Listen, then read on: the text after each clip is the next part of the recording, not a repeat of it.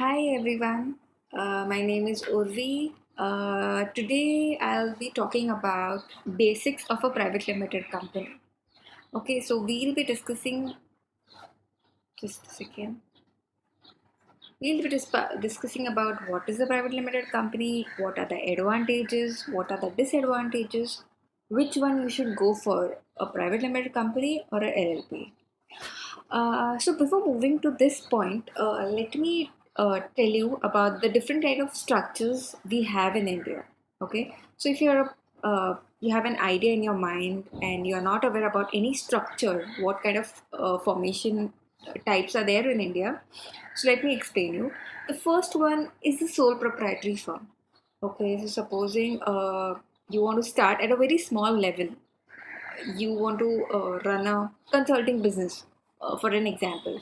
So you should go for a sole proprietary company. You don't need any kind of you don't need to do any kind of compliances. It is very easy to form. It doesn't take much time for you to open up current account. You get it immediately.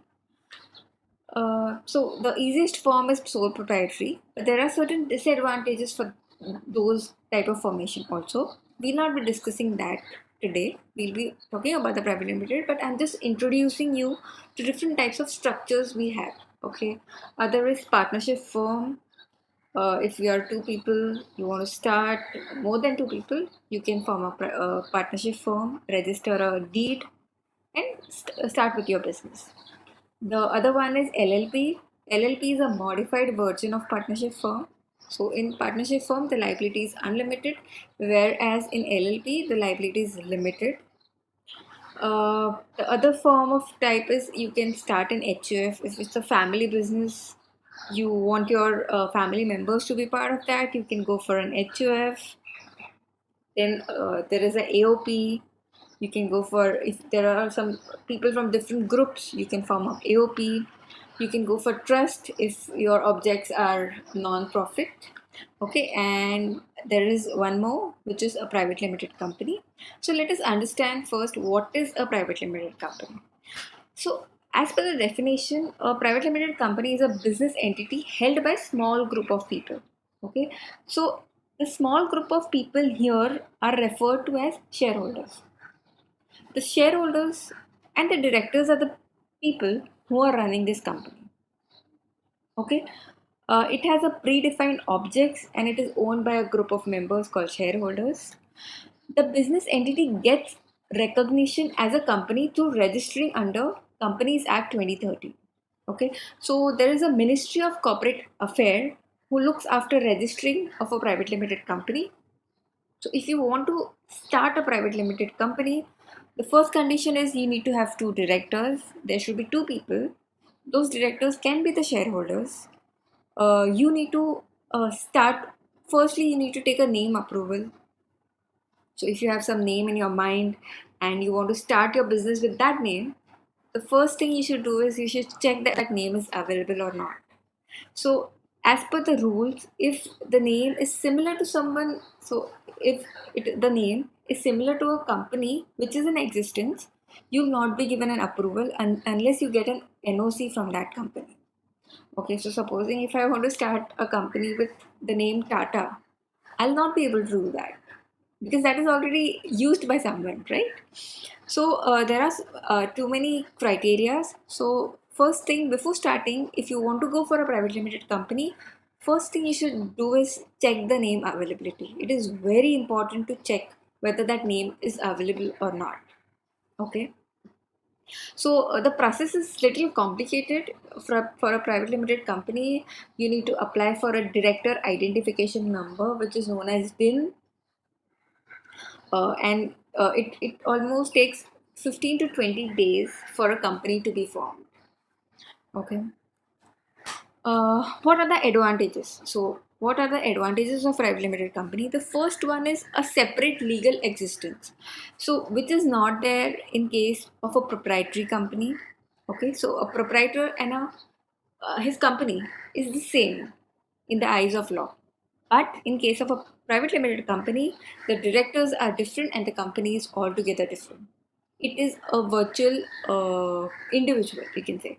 Okay, offers various funding options in the form of private equity, ESOPs, and more. Okay, so if you want someone to join your business, or you're looking for an investor, you got an investor. In case of private limited company, you can issue them shares. But if you're running a if you're running a proprietary firm or a partnership firm, that won't be possible in that case. You cannot give shares because there are no shares. So this is a very good advantage. So if you're starting a business and you're looking for funding options, you should go for a private limited company. More preferred by VCs, angel investors. The point which I said, it is more preferred by them, right? Can register under Startup India scheme. So, in, you are aware about the Startup India scheme. There are many advantages. You get some reduction in patent costs. There is a tax-free income tax. Okay, so you don't need to pay income tax for 3 years.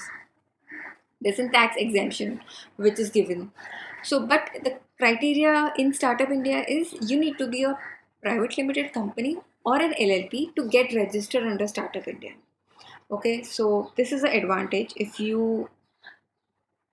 if you opt for private limited company, you get this benefit. You can get registered under Startup India and avail all the benefits. Uninterrupted existence. So it doesn't matter if a director is dying or he is leaving, the company will be there in existence, which is not in case of a proprietary or a partnership company. So in case of a partnership firm, if supposing one partner goes away, you need to so existence of that firm is gone, right? Let's move on to the disadvantages. What are the disadvantages of a private limited company? The registration process is longer. Yeah. So if you want a specific name, firstly, you don't get that name easily. Second is it takes a lot of time. If supposing I want to start my business immediately, I'll not be able to do that because it will, for registration, it will take almost 15 to 20 days. And because of the lockdown, it might take more days. Okay. Higher compliances. So there are too many compliances in a private limited company. So there are some annual forms which needs to be filed. If you're taking any loans from a bank, there are various types of resolution which needs to be passed. And too many compliances. So the MCA keeps on bringing new forms which are supposed to be submitted. Okay, so the compliance is higher. Okay, restriction on accepting loans from public. Okay, so this is a very big disadvantage. Okay, as a private limited company, you cannot accept loan from any outsider. Okay, outsider here I mean is other than directors and relatives of directors. You cannot take loan from any third party. If you take, there are huge penalties which you are supposed to pay.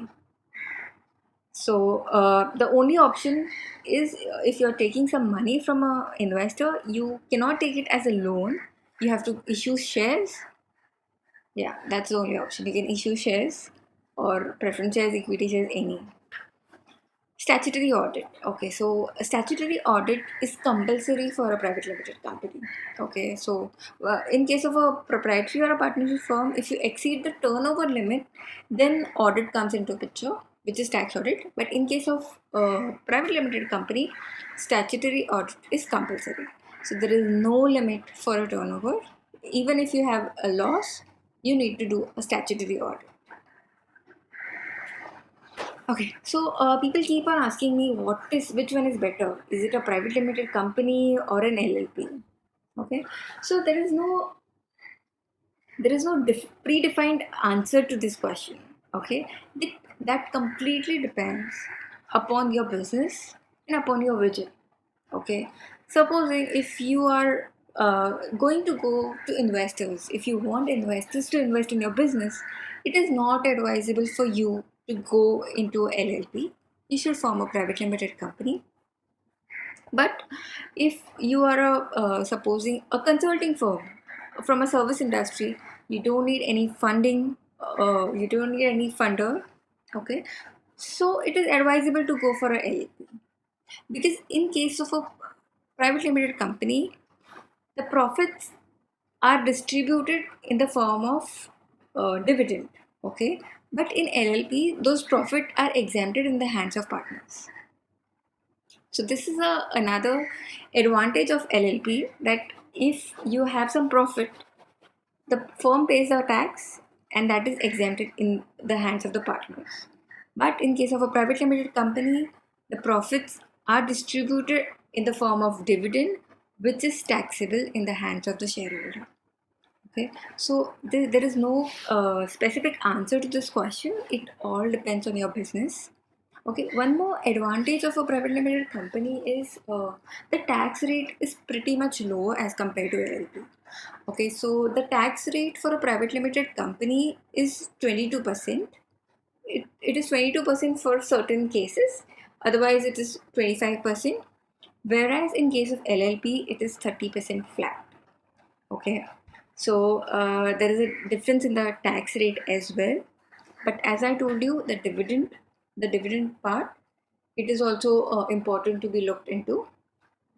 So it completely depends on what type of business you're doing and what is your future vision.